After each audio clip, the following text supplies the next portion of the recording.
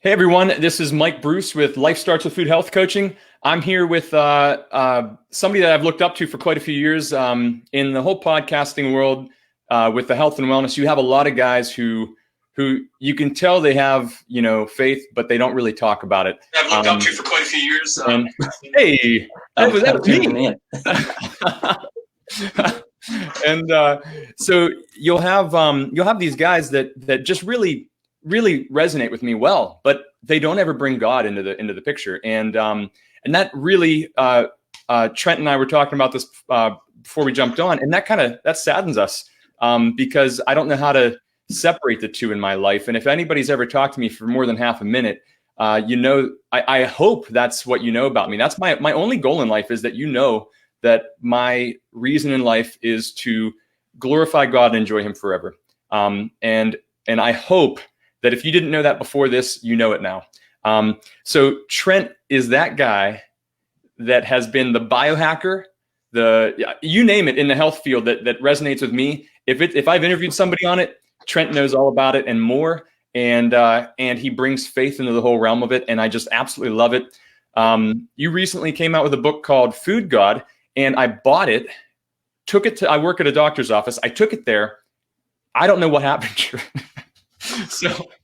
So I have to find that book still. But yeah, Trent is a minister and a church planter. You started out, you were in Kentucky for a while, if I'm not mistaken, and you're now in the Asheville area, and started a new church there. You have yourself a little homestead. Recently you were in Thailand, which I'd love to hear about that some. But go ahead, you give me a little bit of your background for everybody. I'd love to hear this from you. Mike, it's great to be with you, and you seem like you know a lot about me. Not creepy at all. I've enjoyed just corresponding with you a few times that we have in the past, and thanks for reaching out, and thanks for the opportunity to be on your show and just spend this time with you. Yeah, you kind of hit a lot of those points, didn't you? As a holistic consultant and coach, I'm trying to hit all the bases. Heck yeah. I've been in ministry. I've been in a full-time pastorate for 18 years, going on 19. So ministry has really been my primary. But several years ago, I realized that just pastoring, or let me rephrase that, just preaching is missing the mark. It's missing the point. There's a lot more to just spiritual development. And so I transitioned my perspective, or I would say the Lord transitioned my perspective to see it as holistic, that body, mind, spirit is integrated, at least so long as we have breath in our lungs and a heartbeat in our chest. It's always going to be. Mm-hmm. And I try to tell people that the only time that we ever are able to separate spirit and body, we call that death. There's a term for that.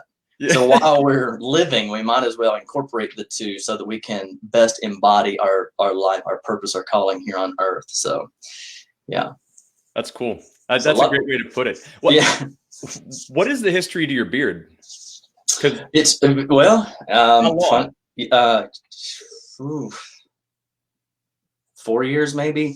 I mean, I trim it occasionally, right? Yeah. Or else it would be. Well, but I don't know. I was several years ago. I was when I was in a pastorate position, church planting in Kentucky. I was also bivocational, and I was working for our local sheriff's department. And, just one of those things where you couldn't have a beard. And I never really had a beard. I kind of had like what you got going on there. Yeah. Which I appreciate. It's a good starter package. Sure is. When I quit the job, I was like, I've never had a beard. I'm just going to let it grow out and see what Mandy says. Well, I really thought she was going to make me shave it, but she liked it. Yeah. And then I designed my logo around it. I love your logo. But now I can't change it. So I know you can never do anything different now. But speaking of starter package, I do want to let you know that you, my friend, have a starter package. Oh wow. Yeah. So that's sexy. And right, there's really a lot there. And of course, when you shave it, you do all the fun stuff. And I mean, if that's not me, who is that, right? So you got to do all the fun stuff. This was the wedding we were at. So that's starter package, right? Grover Cleveland.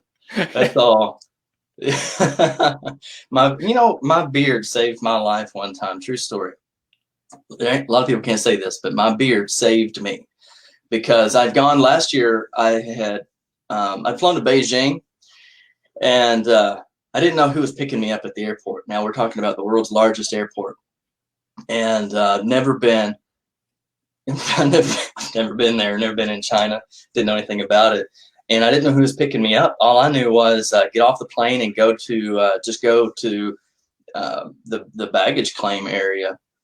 And so I'm out there, and I began to pray because I'm in this, city of 60 million people. There's no internet. I can't get internet. My cell phone it's useless. And I'm looking around, and I'm really the only Caucasian, Western, and all these people. And I'm thinking, who in the world is going to find me in this mix? And I just prayed. I said, Lord, I'm here. You know who's supposed to pick me up. I just pray that they find me. And they did. My team extracted me from the airport because they said we were on the upstairs level looking over the banister, and we saw your beard, and it was you. That's terrific, man. Yeah, you'd have been just wandering around for years after that. I'd still be there. Yeah. Yeah. I'd be speaking Mandarin, and it'd be a whole new world for you. You'd be doing the Mandarin version of Fit for the Kingdom podcast. So, which, hey, that's not a bad. That could be your next church plant. I was there working with the underground, the secret church. Okay, I was curious what took you there. But providing fitness coaching, consulting, utilizing fitness as I don't want to say Trojan horse, but you know what I mean when I say that, just kind of the inroad, the way in. Mm-hmm. And because you can't just go out on the street and hold up a Bible and say, hey, we're having church services. Very illegal. So yeah, our church supports some people that their acquaintances that the support of the support, those guys were arrested the end of last year, a whole group, I think of 8 or 10 of them. And I should check back to see if they've ever been released or what's going on with them, because that's a horribly terrifying situation to be in another country, doing work for God and bringing God's word to people. And the people Chinese government comes into your house and they shut things down, so no questions asked, no explanation. I found out that if you're a Chinese pastor and you haven't been taken to jail, they're like, what's wrong with you?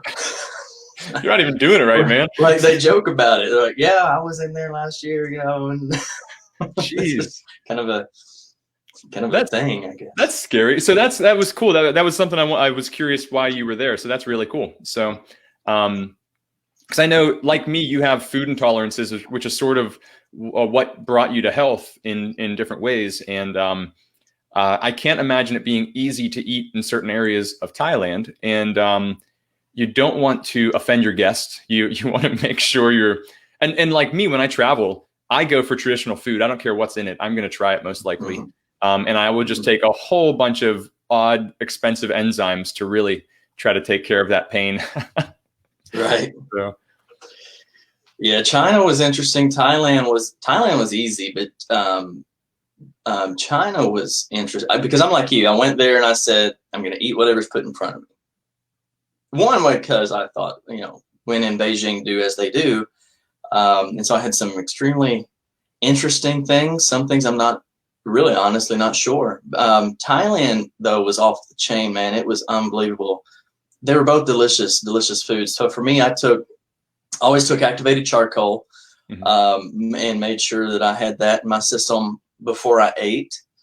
I took a peptide with me called BPC-157. That's just a phenomenal gut healer. And now that would be an oral peptide then, huh? Mm-hmm. So I've never talked about peptides on here yet. So we might have to have you come back on again to do peptides because I think they are super cool, cutting edge. And I don't know enough about them. I know a lot about them, but I don't know enough about them. So yeah, I'd love to talk about it. So yeah, I mean, I went prepared. Definitely, I was ready to eat and be prepared. I had some antibacterial pills. I can't remember what I took now, what I had with me, but I just took a lot of things to be prepared. Thankfully, I didn't have any issues. It was all good. Yeah. Yeah, we'll take a single book bag for each of us that kind of like folds open like luggage, and literally this much of the book bag is clothing, and the rest of it is like supplementation, grounding mats. Oh yeah, yeah. Man, if we can carry a red light with us, we do. So, Yep. but yeah, we do the single book bag thing anywhere we go for no matter how long we are, and it makes it a lot of fun. Yeah. So, but well, let's jump into this, man. What I really love to talk to you about today is fasting. I've had a couple people that I've interviewed recently for fasting, but we haven't talked about the spiritual and the Christian reasons for fasting, the Christ reasons for fasting. And one of my favorite podcasts you've done, I think it was number 27 of your podcast, was terrific. And looking at it today, the one right before it was another one that really hit home for me. It was fit shaming, fat shaming, and faith shaming, because I didn't know how to describe to people how rude and mean they were being to me in different times of my life. And I didn't understand how to even vocalize that until hearing that podcast. So I thank you for that one. But your podcast on fasting for Christianity, you hit a lot, you strike a lot of chords for me, because I don't really go out of my way to fast for prayer. And I still don't. I fast a lot, but I don't really take a spiritual approach to it. And I'd love to hear your side of that, your spiritual approach, but it gives you the health benefits as well. So it's a great topic. I think it's one there's a lot of confusion on both sides. I grew up in the church. It wasn't preached about. So if it wasn't preached about, it probably wasn't exercised. Yeah. And even if it was preached about, I find that it's not fully preached, like which I'll explain here in a moment. But on the fitness side, now it's vogue. Fasting sexy. Let's all intermittently fast or extended fast, water fast, and people are making it completely physical. Because we want the benefits of autophagy and detox and fat loss and energy and all of these things. But I'm trying to take the two and meld them together and say, you're both right. But let's not confuse it. Let's not, So I started fasting in college. It was an experience where I just read the Bible. Okay. I just read it and it said to fast. And I thought, all right, then, I haven't really been taught this, but I'll just go by it. And I don't even know how long to fast. Had no idea. Yeah. So I did a 7-day fast. And that kind of set me up for, well, I didn't know any better. And it kind of set me up for years after that to just kind of strike that 7-day, like that was my groove, 7 days was kind of it. And I never knew why. I just did. There really wasn't a reason why. I just did 7 days. That's awesome. I didn't know any better. That's so funny. It's just like, yeah, because I think about growing up. I grew up in a Baptist church. Like, if ever you're supposed to be taught, biblical practices, it's in a Baptist church, in the middle of nowhere. And we never taught fasting we never taught it in a do it sort of way. It was talked about, but it was never taught. Right. So it wasn't until I found it on my own that I just was like, yeah, we're supposed to be fasting for prayer and stuff. And then I hear your podcast a couple years ago and I go, oh man, yeah, we should really be doing this. So, I like the way you bring about kind of like, clearly fasting has health benefits or else it wouldn't be so cool right now. But the ability for fasting to bring us in a higher state of awareness to God, which is called ketosis, which is also a big fad word. And I think it's a beautiful thing, but it's a big to do nowadays. We act like we just invented something. I know, right? It doesn't even like we're not born into it or something. But ketosis literally puts you on this second plane, this next level of awareness. And it was you that brought that to my attention, that was what was going on in my life. And I really do try to utilize that in just leaning into the things that pop into my mind and the awareness I have when I am in ketosis, whether it's fasting, a fasted state, or just in ketosis in general. But do you have, is there like is there any biblical connection to us actually being in ketosis? Do you know of that? No, there's no scripture that talks about ketosis. Yeah, I just wasn't sure. I mean, I've read a lot, and I didn't know if there was a symbolism that I didn't grab or something. Let me say, I haven't found it. I've really tried. Yeah. But I think there is a biblical perspective that teaches to respect the design of our body. Psalms 147 tells us that we're fearfully and wonderfully made. We're created, we're engineered.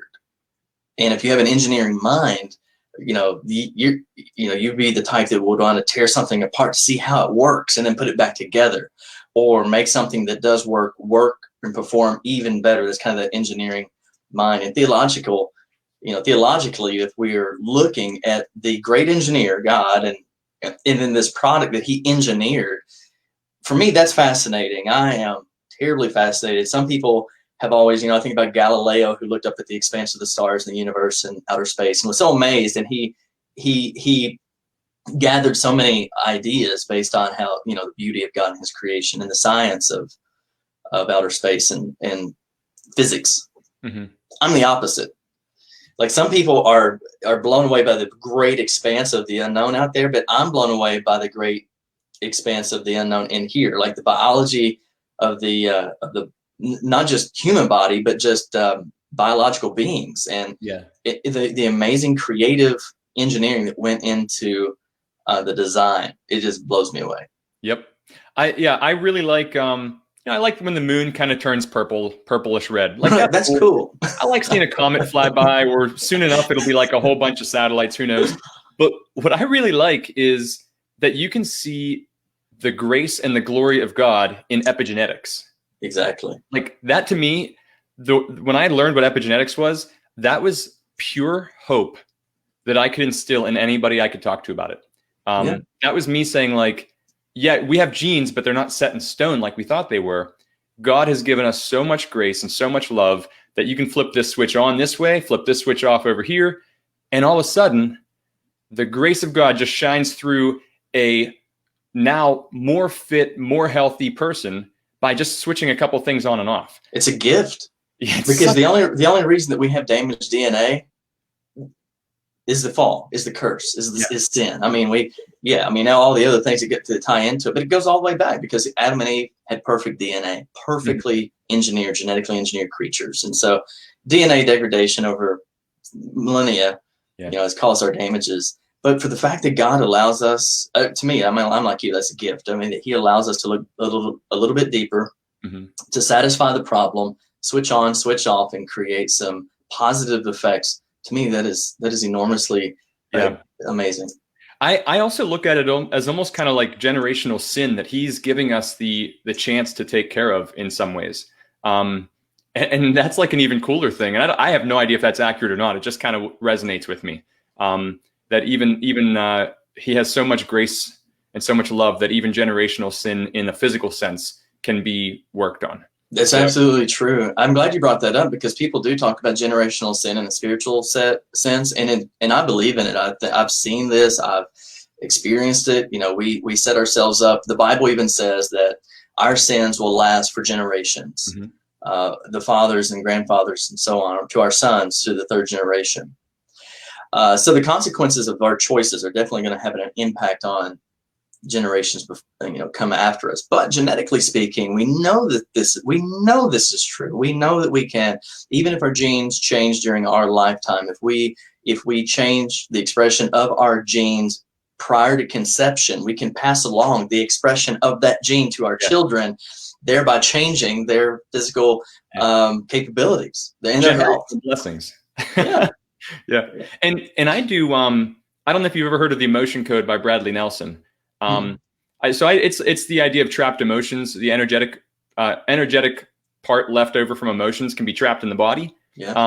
And those can be passed down generationally as well. And so I do work with that. And my goodness, that's another generational sin that's passed down on our energetic part of our body. So to be able to, it's super powerful. And it's like, that's opened up a whole new world to me. Have you ever heard the term cellular memory? Yeah. This is freaky stuff. For sure. Because you can go on, you can check out these stories. The one story that fascinates me is the little girl who had a heart transplant and she began to have vivid nightmares speaking to her therapist or psychologist, and so vivid that he was able to put pieces together and find out that the heart that she received was from another little girl who had been brutally attacked and murdered viciously by a man. And it was so vivid, they were able to connect the image and use it as substantiating evidence in reopening the case and get his conviction. Goodness. And so that's like emotion code type things. That's the energy part of the stuff. And like, yeah, you hear that with transplants all the time, or people that have a limb cut off. Your limb's not there. How do you feel it still, you know? And that's weird stuff. Yeah. And like there's a Karelian camera that the Russians designed. It's called the Karelian camera, and you could take like a birch leaf, take a picture of it, and it's like almost like a black and white, and you see the energy of the leaf around it and all the veins. You cut that leaf in half, take another picture, remove one half of it, and the energy of that leaf still extends out all the way. Mm-hmm. And we are held together by energy, period. Yep. I don't know if this is accurate, but I heard one doctor say, if you took every person on the planet, removed all of the space between their atoms, and smushed them all together, all 7 billion of us, we would be the size of a sugar cube. All of us. So what else is there? It's energy. So yeah. Totally. So we went a little off board there. That's good. That's good stuff, because I'm totally digging the energy, the frequency.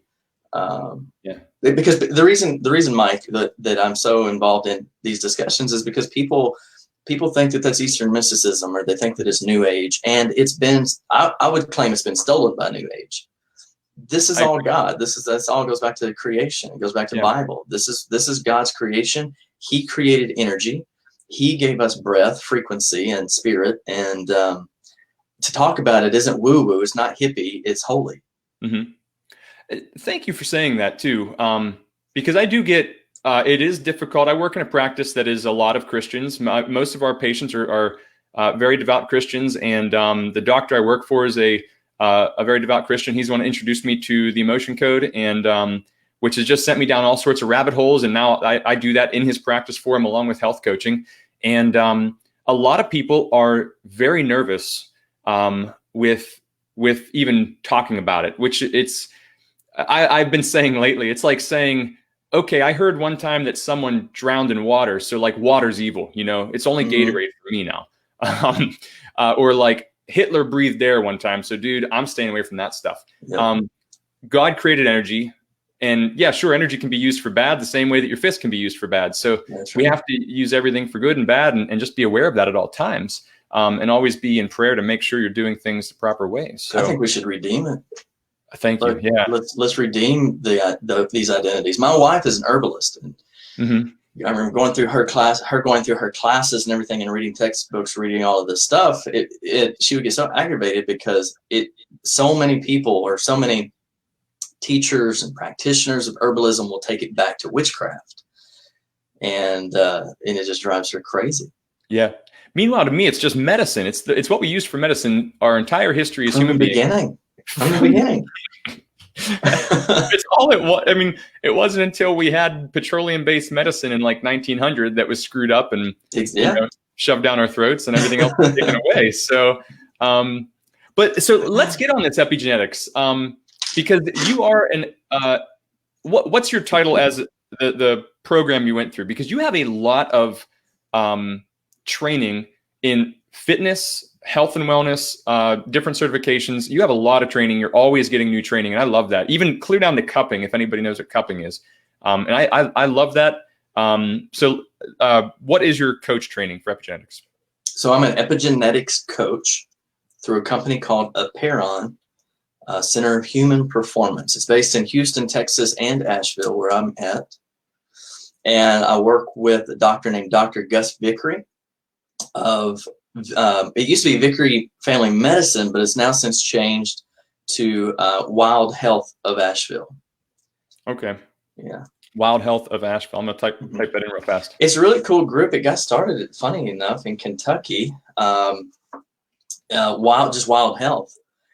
Some doctors in Kentucky got together that understand functional medicine and fitness and biohacking, and it's just been a good collaboration. And so Dr. Vickery's changed his practice over, brought me in. And so, yeah. That's awesome. Good fit. Yeah, and just so you know, anybody who's watching, if you guys have any questions for Trent, like we can see all these in the comments. So just feel free to reach out and ask us while we're going through this stuff.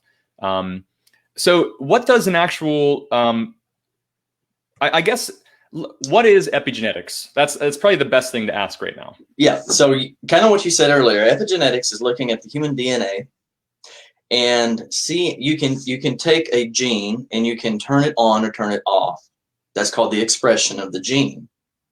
And you can do that with lifestyle practices, environmental changes, diet, supplementation, different ways that you can do it. But until you know what genes need to be turned on and turned off, then it wouldn't matter. So doctors and my own tradesmen, personal trainers, we're all guessing. We spend a lot of time guessing. I get blood work drawn regularly.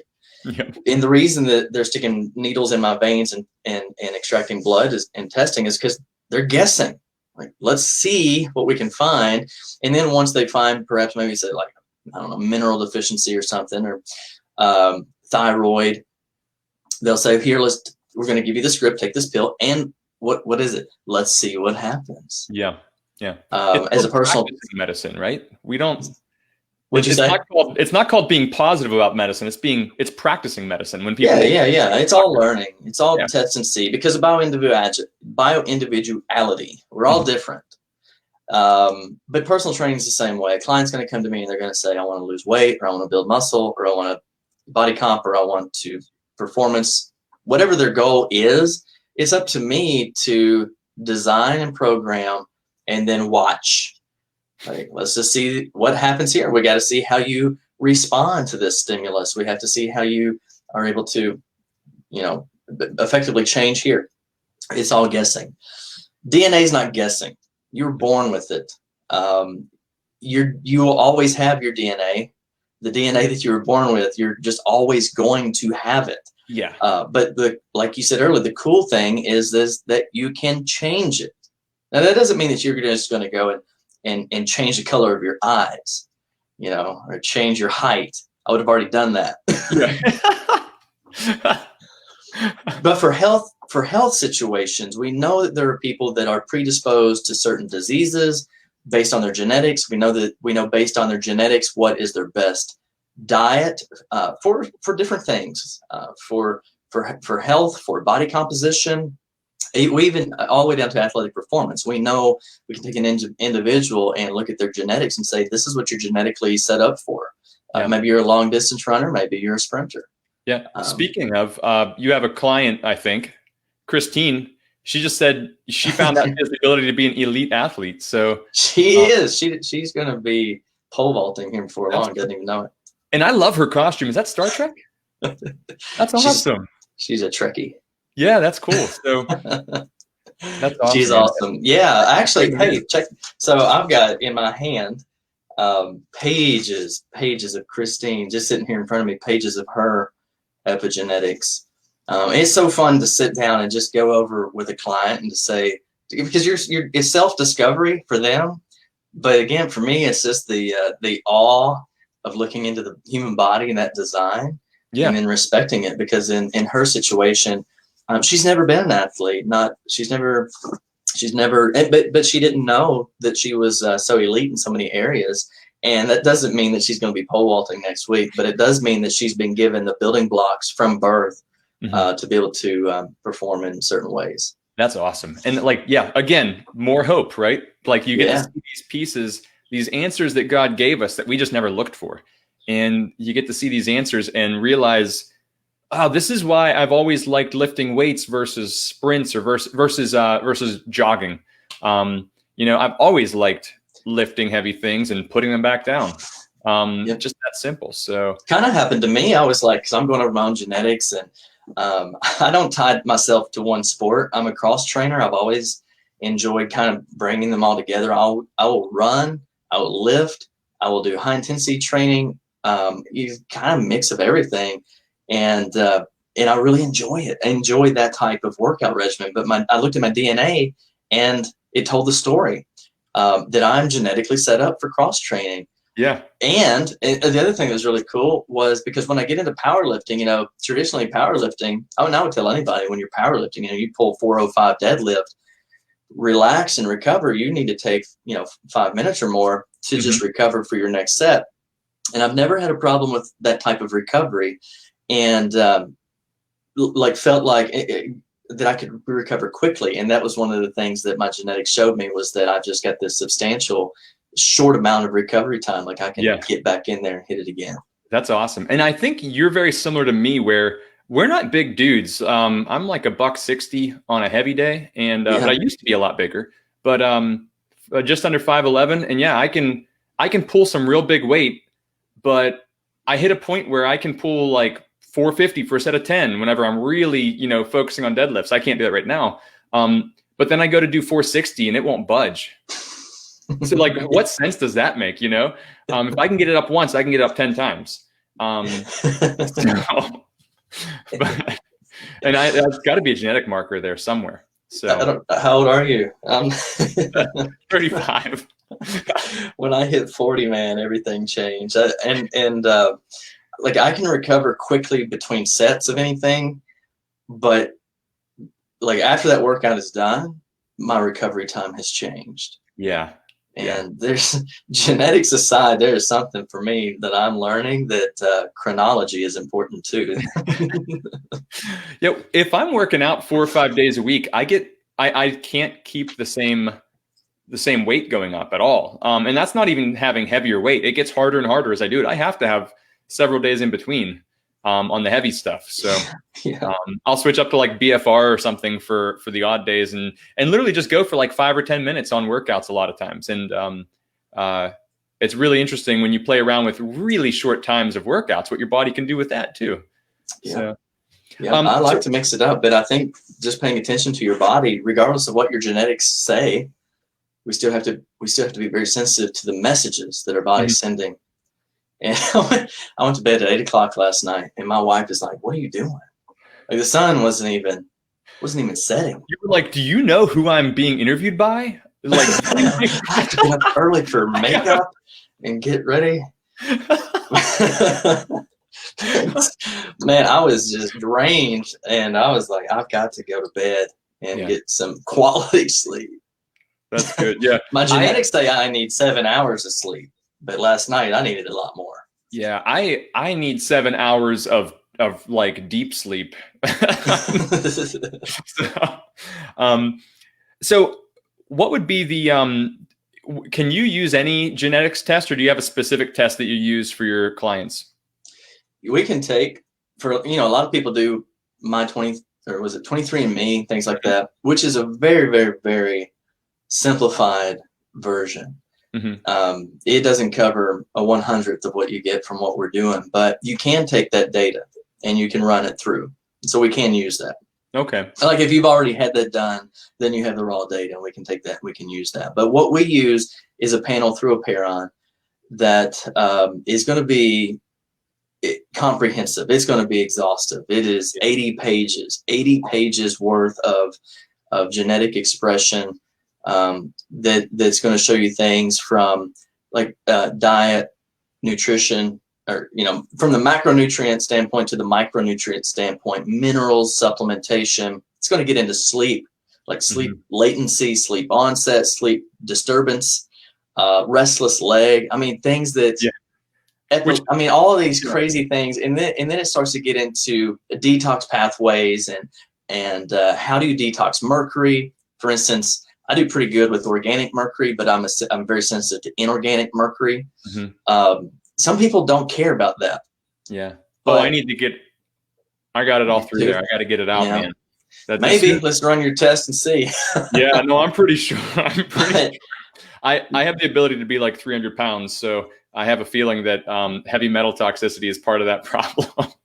Well, we can just change the expression of your gene and help you to detox that better. We'll get you some, we'll boost your liver enzymes. We'll help your detox. Yeah. But seriously, I mean, you get so much information, and not all the information I think is pertinent to everybody. But because some people are going to come to me and they're really really more aggressive toward the strength and sports and athleticism than maybe they would be the sleep or the diet. But you can't go wrong really getting it, because you're going to have this information and have it forever. Yeah. Yeah. It's not like it changes. I mean, all that's going to change is the way they read the SNPs and the way the more knowledge they have on how the different SNPs interact with each other, the gene SNPs, then that's the only changing that happens, is the understanding of how, what the information means. That's right. So if you I mean, and as far as an investment, I mean, a parent, to me, because I'm going to have my kids' DNA run, I'm just waiting on the new kits to come in. But what greater investment for a parent who has, a person who has children, to get their DNA early? Yeah. Because it's a saliva swab. That's it. And then you're going to have it forever. Yeah, you have one kid that like excels at focusing and doing homework and stuff, and then the other kid can't focus on anything. One kid that like, you have an 8-year-old that has inflammation. What the heck is going on there?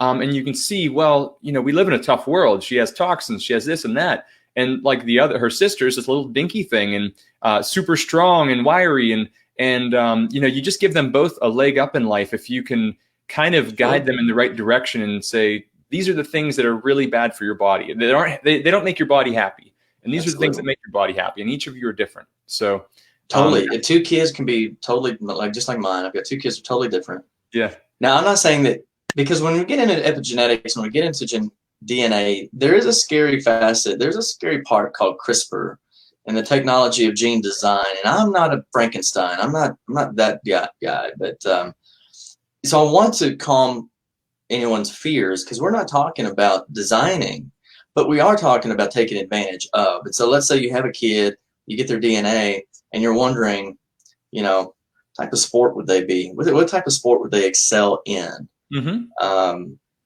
You're going to know that by the time you're going to know that as soon as you get the DNA test back at whatever age. It doesn't matter. You're going to know that genetically they're actually predisposed to be a long distance runner versus a sprinter, or vice versa. Yeah, that's super neat. Like, I don't like guessing all the time. I get kind of sick of it. Yeah, I think it's so cool. Is this test similar to, I can't remember his name. I think is it Ben Lynch that has Dirty Genes? Yeah. Is it a similar? Because I know there's a couple really high end types of genetic testing that just blow everything else out of the water. There's one out of Canada that Ben Greenfield really loves. There's what you're doing. There's a handful of them. Dr. Lynch. It's a great book, by the way. If you haven't read Dirty Genes, that is a fantastic book. Kind of got me on the road to genes, really, like opening my eyes. But yeah, this is one of those kids. Ben's gonna, once he figures it out, he'll come over to Epiron. Yeah. That's cool. That's really cool. So that's good to know. I mean, because you want to be confident in the product you're using. That's awesome. Yeah, you can check it out. Google Epiron Genetics, whatever, Dr. Dan Strickler. And one of the other cool things that I appreciate about this company is they destroy your sample. Some people are afraid, if I send my DNA, then they've got it on file. They're going to keep that, log it, use it, whatever. They're going to clone me someday. I'm going to meet my clone.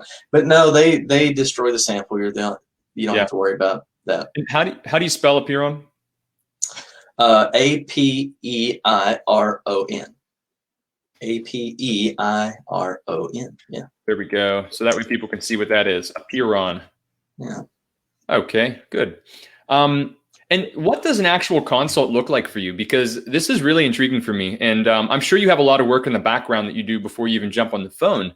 But the actual consult itself, I would say like an initial consult, not necessarily, because you use this as ongoing as a way to coach people. So yeah, all the work goes in before the consult. The consult is just kind of the opening the birthday present. Yeah. Surprise. And that's 2 hours. I mean, just the consult alone is 2 hours. But you're gonna get the kit in the mail. You're gonna swab your cheek. That's all it is, and then mail it back. The company will get it. They're going to run it. I'll get the raw data in an email. I'll run that through the program that's going to give me an 80-page report. I've got one. Yeah, this is kind of a binder that's just, let's see if we can, there we go. Yeah. An 80-page report that is going to show me all the facets of your life that we talked about. So that's when my work begins. I'll begin to start walking through, and studying the SNPs. You mentioned the SNP, single nucleotide polymorphism, just a change in the expression of that gene. And so as I will spend hours going through that, creating suggestions, the coaching model for what we need to do. For instance, again, I'm just going to tell you, Christine, I hope she's okay with this, but she has an increased risk for mold. It was her fault. I just have it sitting here in front of me. Yeah. I mean, but she has an increased risk for mold. And so I recommended let's see, you might have heard of this, nicotinamide rhizome supplement. Yep. As a part of that. So we're going to go through that. And it's going to take 2 hours at least. Yeah. To go through all of these suggestions, these coaching cues.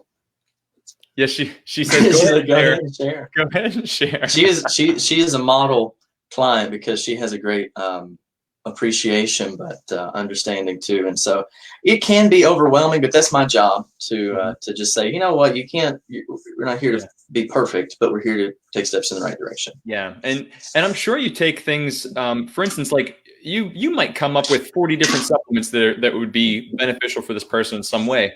And in no way does a coach ever expect, well, in no way should a coach ever expect someone to do that. But to say, let's go through your house and make sure you have no mold in there. Whether or not you do, let's kind of get on this one supplement for a while. Let's change your lifestyle and your food a little bit. That's the cool part. Yeah. That's where I really have fun, because I can design your world. I could sit here for 2 hours and we're going to go over, and you are not really going to care whether it's the FTO gene or the PPARG gene. These, for most people, are not going to matter. At the end of the day, they're going to say, how do I fix it? And I can come in then as the epigenetics coach and design your environment. When we talk about blue light, we talk about, like, for instance, sleep is a huge factor for someone's health. And if someone has sleep disruption, genetically, they're just set up to be a light sleeper. Well, how do we give this person quality sleep? What supplements could we take? What bedroom environment can we create that's really going to enhance their experience to get quality sleep? And what an easy change a bedroom can be. Oh, yeah. I mean, that's such an easy one for people. Just get the TV out, get really dark shades, maybe get a grounding mat. And like, boom, you're down $40 on the shades. That's it. Yeah. Something that I really love about what you're doing is, so and you know this from coaching people for a long time, I can sit down at the practice and I can look across the table and see somebody that I know has a dairy intolerance or a grain intolerance right off the bat, which is an easy one to pin because almost everybody does in some way or another. And it's like inflammation in the face, or the way the belly fat is, and the way their blood count is, their blood sugar and HbA1c and all that stuff. And I just say, listen, I really think you probably have an allergy to this stuff. And I go through some questions. Are you bloated after you eat? Do you ever get crampy? Are you starving a half hour after you eat a giant meal? Like I go through all these things, but it's not their genetics. It's not a definite. So people don't take me as seriously as they would if I said, look, right here, this is your gene that says, don't eat this. Please just don't eat this. Yeah. And I think that is such a powerful thing to have. I think that's really cool that you have that in your back pocket there. When you just come to the table, people are going, oh no, he's just telling me what my body's already saying, which is really fun. Isn't it funny how diet has become political? Like the field of politics, like everybody wants to just believe what they want to believe about their own diet. Yeah. And so I used to do blood testing based on diet because that was the best way that I could determine if one was right for me or wrong for me. And that's good. That's good to do. But now with genetics testing, I was humbled because I found out for myself some things that I was very surprised about. Very surprised. Yeah. and it has changed my diet. I'm certainly not dogmatic, but a lot of people right now, they're like, oh, you know, keto is the only way, or carnivore is the only way, or vegan is the only way. And, you know, we just all have this idea that our diet is the right diet. Mm-hmm. Well, let me tell you, your diet is what your genes says your diet is. Yeah. And there's no arguing your genes. Yeah, I agree. And my friend Steve, he cracks me up. He's a primal health coach like I am, out on the other side of Pennsylvania. And he has an ability to speak genius with 3 words. And he always says, you know, humans are the only animal that are confused about what food is. It's just like, oh, geez, you're so right, man. You're so right. So, but man, I am loving the epigenetics stuff here, and I don't even know what else to ask you. We covered a lot here, and do you have anything else you want to add about epigenetics? Just contact me if you want to do it. Yeah, there we go. It really is a lot of fun to discover what we didn't have the ability to know up until just a few years ago. Like, this is new stuff. Yeah. It's a revolution in health because, as I said, it takes so much guesswork. People will say it's expensive, but that to me is perspective, because what we spend in preventative health care, having tests run to find an answer, and copays and insurances and just the things that actually don't provide the health, they just provide the on-ramp. Yeah. If you knew what your genes had to offer, just knowing what they are and having a coach like me, you just have alleviated possibly, I mean, thousands and thousands of dollars of financial burden, but time spent, worry, you know, all of these considerations. I just think that it's a phenomenal investment. I think that it's a revolution because we're seeing a turn in healthcare where people are starting to become their own doctors again and manage their own health for themselves through education and understanding and the resources that we have at hand. We just didn't have that a few years ago. Now we have it, and it's getting better. Yeah, and man, that's exciting. That's really exciting for me, because yeah, I've spent thousands of dollars on supplements, and when I got to the doctor that I now work for, he uses a form of muscle testing to kind of just check the response of your body based on supplements. Not one of my very expensive supplements did my body even care about. So I mean, maybe one I was like okay with, right until he put a better version of it in against my body, and boom, it was totally different. And over the next like year, it's been a year and a half now I've been going there, and I work there now for a little over a year, and my health is, you know how it is when you first find like paleo and your health just skyrockets from like 220 pounds, you drop to 160 like nothing, and you can't shut up about it. And like the last year and a half of my life has been so different. And even the last 2 months of my life, with the energy work that I'm now putting in place, I'm a whole new person from what I was 2 months ago mentally. I do not recognize myself 2 months ago. So every step of the way, you think I got it all covered now. And then God puts something else in front of you and says, here you go, buddy. It's time for this one now. And see what you can do with this. See what you can change and what you can heal. And I think that's what epigenetics is going to be for the world. You know, it's like being able to slap that continuous glucose monitor on the back of your arm, and you realize, wow, I can have a chocolate chip cookie and it barely spikes my blood sugar for some people, right? But I have a banana and I'm like through the roof. So you just never know until you've actually seen the data, or you feel it, but not everybody can feel those things. So, yeah, I mean, I agree. It's a journey. It's definitely learning something new every day and learning something about yourself, and you're constantly changing. So yeah, your methods should constantly change too. I am going to bring up, speaking of methods, I'm going to bring up here we go, your website. If you want to find out more about Trent's methods, by the way, your new website looks terrific, man. I'm not sure when you redid this. But, yeah, that was kind of recent. Yeah, it looks great. Thank you. So he's got a lot of people on here that I think I actually found you through Dr. Cole. He's a Pittsburgh guy. And just listening to some things he was on, and then somehow I think it was somehow like that I found you guys that way, or maybe because you interviewed him and I was looking for information about him. But your book here too is Food God.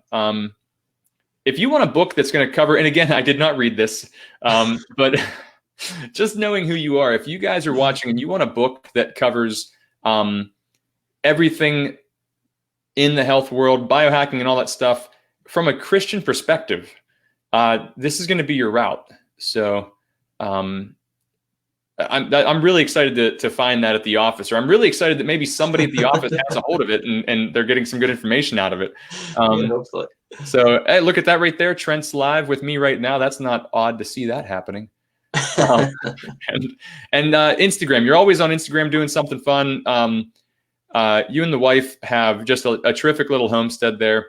And your podcast, Fit for the Kingdom, is really just an amazing place of knowledge, an amazing place to learn and discover more about what the ability God has given our bodies and our minds to heal and to do different things. So I just really, really thank you for that. And I thank you for the change that you've made in my life and indirectly in my wife, in her life, even working down to my dad, my brother, all the people, my mom, all the people in my life that matter to me. If they haven't had their health affected yet, it's a slow process with the family. But if it hasn't been affected yet, it's going to be. And you have been a big player in that. So I thank you for changing my entire family. My generational sin is now generational blessing. And you have a big part to play in that. So thank you, sir. Well, I appreciate those kind words. And thanks for reaching out to me and just encouraging me over the years. And just I really have just appreciated those comments, those emails that I get. And it's just been good to kind of get to know you as well, Mike. Awesome. Man. Thanks.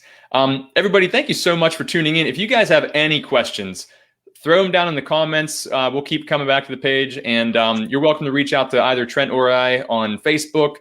We both do Instagram too. Or just through Trent's website. Everything is below in the description. So feel free to use that. And hang on while I end the broadcast here. But everybody, thank you so much for tuning in. And Christine, thank you for letting us share this stuff. Yeah. Have a great day, guys.